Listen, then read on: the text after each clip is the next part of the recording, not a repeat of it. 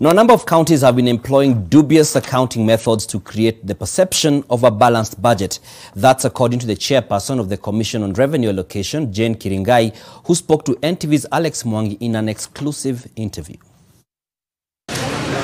Managing public finances prudently is one of the challenges that county governments face on an annual basis, even as the amount of money they get from the national government keeps increasing.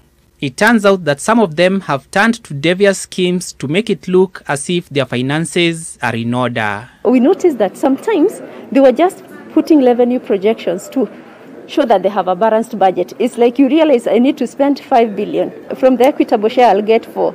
I put a revenue of 1 billion to show that I have a balanced budget. What happens then you see we have pending bills because they had a big budget that was not financed. The Commission on Revenue Allocation has released a report titled Counties' Efforts Towards Revenue Mobilization, which takes stock of the financial journey that counties have had since they came into existence.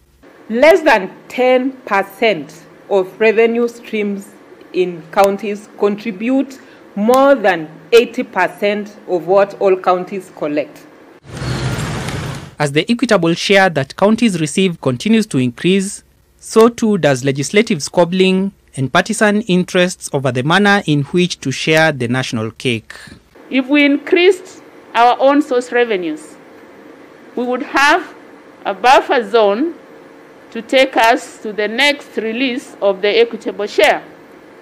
And therefore, the pain of waiting will be reduced or eliminated altogether. The same report also shows us that cumulatively, all counties in Kenya, if they were actually to put in place systems in place and just collect revenue properly, then all counties would collect 172 billion. From the survey by CRA, Samburu is the only county that has collected more than its own source revenue potential over the last 6 years.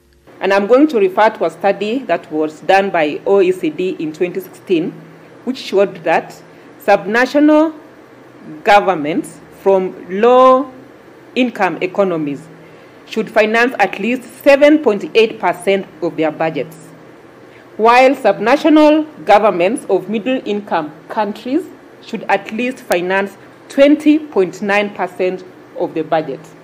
Using this metric, Nairobi, Mombasa, and Narok are the only counties that finance at least 21% of their annual budget from own source revenue. Alex Mwangi, NTV.